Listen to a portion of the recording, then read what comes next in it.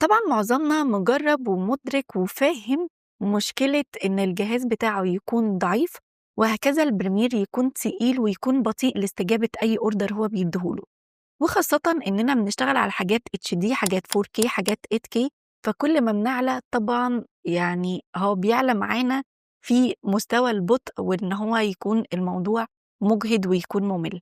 فعلشان كده في درس النهارده هاقول لك إزاي تقدر تضاعف سرعة الجهاز بتاعك وتضاعف سرعة البريمير معاك وتنجز شغلك بشكل أسرع وما يكونش الموضوع مُجهِد ولا مُمِل بالنسبة لك. فتعالوا نعرف إزاي هنقدر نعمل ده.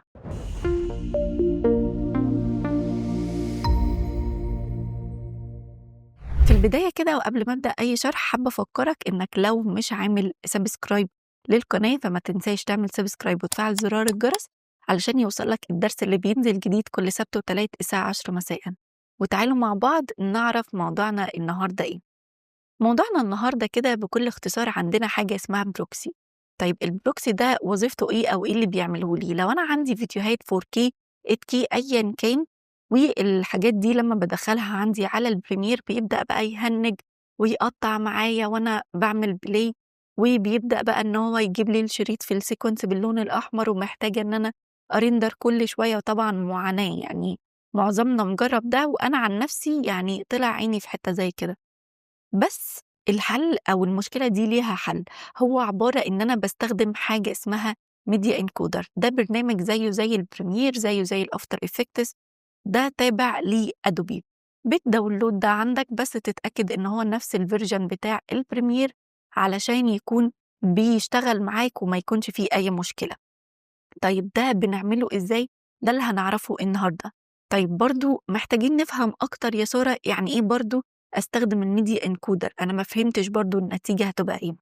كل الفكرة إن أنا الفيديوهات عندي بتبقى تقيلة، فأنا الميديا انكودر بيضغطها لي بشكل أقل على أساس يكون البريمير يكون سلس معايا. طب هل ده بيأثر على جودة الفيديوهات بعد ما بعمل اكسبورت أو مثلا بيضاعف لي الكواليتي أو بيخلي لي الدنيا مش حلوة؟ هقول لك لأ. وطبعا في إيدينا الاختيار إن أنا أطلعه بالبروكسي كفيديوهات مضغوطة ولا إن أنا أطلعه بالجودة الأصلية بتاعته اللي هو مثلا ال4K. فكل ده هنعرفه مع بعض دلوقتي وتعالوا كده نشوف هنعمل ده إزاي. دلوقتي أنا مجهزة فيديوهات أهو مثلا الفيديو ده والفيديو ده هاخدهم كده عندي على البروجكت بتاعي. عايزة أكد لك إن الفيديوهات دي 4K فأهو هضغط كليك يمين وهقول له ميديا فايل بروبرتيز وهلاقي إن هو 3840 في 2160. تعالوا نشوف الفيديو التاني أهو ميديا فايل بروبرتيز أهو. فكده اتأكدنا إن الاتنين 4K. طيب وبعدين هاجي هاسحبهم عندي على الsequence. لو الجهاز بتاعك بطيء أو ضعيف وبدأت إن أنت تعمل play وتشوف الفيديوهات بتاعتك هتعرف يعني إيه معاناة فعلًا. أهو طبعًا أنا عندي الموضوع سلس وكويس ما فيهوش أي مشكلة، لإنه وهتلاحظ أهو الموضوع شوية بيقطّع، بس لإنه الجهاز بتاعي حاليًا إمكانياته كويسة، يعني شغال معايا كويس. بس برضه لو أنا باشتغل الproject بتاعي أكتر مثلًا من فيديو دول علشان فيديوهين، لكن لو باشتغل على project كامل كل الdata بتاعته 4K أو 8K طبعًا الموضوع هيبقى بيُقف معايا كتير وصعب أوي. لكن دلوقتي أهو لغاية كده تمام. ففرضًا إنه الجهاز بتاعي بيقطّع، فهنعمل إيه؟ هاجي كده على الفيديوهات دي تمام، وهاقول له إن أنا عايزة أحوّلهم لproxy. إزاي يا سارة؟ هاضغط كليك يمين وبعد كده هاضغط على proxy وهاقول له get proxies. على طول هيفتح لي إن أنا أضبّط الsetting بتاعتي. طبعًا لو أنت ما اشتغلتش بالproxy قبل كده فمش هتلاقي الsetting دي مضبوطة بشكل تلقائي. أنا علشان اشتغلت عليه فالsetting بتاعتي بقت ثابتة أو هي بتبقى محتاجة إنك تضبّطها مرّة واحدة. فأنا عن نفسي بالنسبة لي دي أفضل setting كوجهة نظري، إن أنا باخلّيها quarter وبعد كده من الpreset باقول له عايزاها تبقى full يعني full HD أو H264 MP4 proxy. وبعد كده الwatermark ودي مهمة جدًا، جدًا بالنسبة لنا إن هو يحط لي الproxy icon، لإنه ممكن ما أعرفش أميّز ما بين الفيديوهات الproxy والفيديوهات اللي هي ال4K اللي هي بالجودة الأصلية بتاعتها. فبيميزها لي كده بعلامة البروكسي أو بالبروكسي أيكون، دي الووتر مارك بتاعتي علشان أبقى عارفة. وبعد كده اللوكيشن بيديني اختيارين، إن أنا يعمل لي فولدر في جنب الفيديوهات الأصلية ويحط لي فيها الفيديوهات البروكسي، ولا إن أنا ممكن أختار فولدر تاني بعيد عن الفيديوهات الأصلية، عادي براحتي. بمجرد ما هضغط على أوكي، ده الميديا انكودر، سوري، ده الميديا انكودر، تمام، مكتوب عليه ME، ده أهو مقفول معايا. بمجرد ما هضغط أوكي هيفتحه لي تلقائي أهو، هيفتح وبعد كده هيبدأ إن هو يعمل كونفيرت للفيديوهات بتاعتي أهو. مش هقدر أقولك بيأخر ولا لأ، لأنه بيبقى على حسب مدة الفيديو وعلى حسب تقل الفيديو، حاجات كده كتير، فأنت عارف إن أنا مش هينفع أحدد لك أقولك مثلا بياخد دقيقة 2 كده أهو. يعني الحمد لله شغال معانا.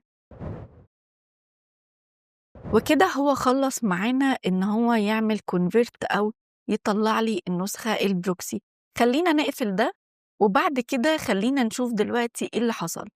كل الفكرة إن أنا عندي التول دي اسمها توجل بروكسيز، لو هي مش ظاهرة معايا بالشكل ده عندي من علامة بلس وأهي موجودة، هاخدها أسحبها عندي في الشريط ده وأقول له أوكي. طيب يعني إيه دلوقتي؟ يعني كل الفكرة إن أنا أهو بمجرد ما أنا مفعلاها هو أهو ثانية أهو ظاهر لي علامة الووتر مارك أو البروكسي أيكون على الفيديو بتاعي، ولو جيت برضو كده تمام هلاقي برضو موجود.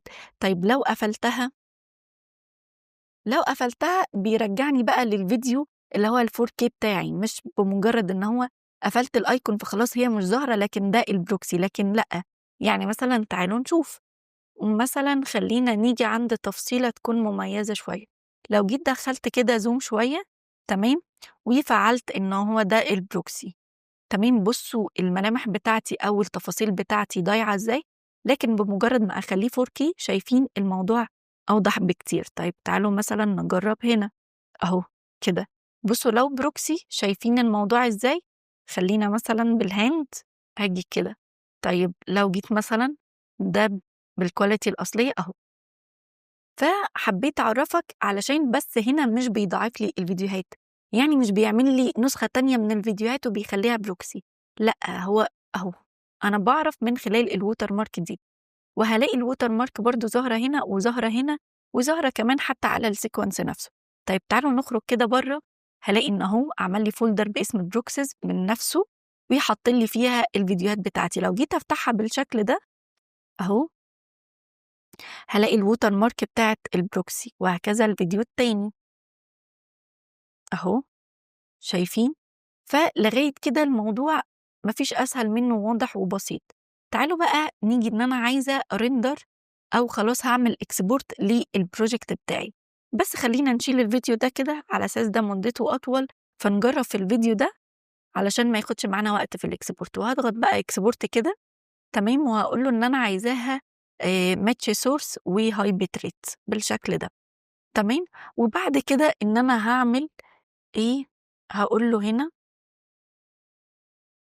فاينل في الفولدر ده وهقول له سيف. طيب أتأكد إزاي إنه مش ده البروكسي أو مش ده النسخة اللي هي كواليتي أقل؟ هقول لك إزاي.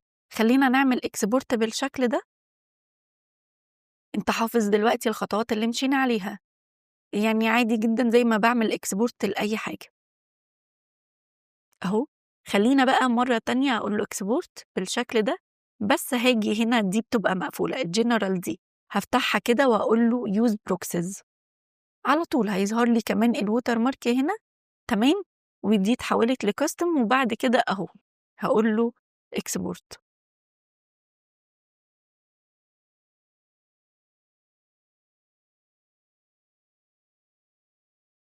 تعالوا بقى نشوف. أولا كده أنا لو جيت فتحت الفاينل بتاعي بالشكل ده تمام هلاقي هنا أهو ده الكواليتي بتاعتي الأصلية تمام. طيب لو جيت هنا هلاقي الكواليتي مش الأصلية وأهو مميز لي إن ده البروكسي. فلو أنت مثلا عايز تبعته كده للكلاينت على أساس بيراجعه علشان برضو ما ياخدش معاك في الأبلود كتير وكل الحاجات دي وينجز معاك في الإكسبورت عادي جدا أهو تمام، وأنت قادر تميّز من البروكسي أيكون. طيب يعني اتلخبطت أو أي حاجة ما بين إنه هل أنا طلّعته بالquality بتاعته الأصلية والّا لأ، فأنت سهل جدًا أهو الquality الأصلية مش ظاهر لك البروكسي أيكون والموضوع بسيط. كل الفكرة بس إنه من الexport أنت بتحدد أنت عايز تستخدم البروكسي والّا لأ. وبس كده، ده كان موضوع درسنا النهارده. أتمنى تكون استفدت ويكون الموضوع وصل لك بشكل مبسّط، وأكون قدرت إن أنا أساعدك في إن الجهاز بتاعك يشتغل بشكل أسرع وما تبقاش بتبذل مجهود علشان تشتغل. فمستنيين منّك شغل احترافي ومستنيين منّك كده حاجات ومستوى عالي أوي. فأتمنى لكم كل خير، ولو عندك أي اقتراح اكتبه لي في الكومنتات، وقُل لي برضه رأيك لإنه ده بيشجعني، وكمان أي comment أنت بتكتبه بيرفع من الفيديو علشان يوصل لناس والعدد أكبر. ولو مش عامل لايك وسبسكرايب فأظن يعني شايف الاستفادة ومش هتندم للدروس اللي فاتت ولا اللي بعد كده. وأشوفكم في درس جديد.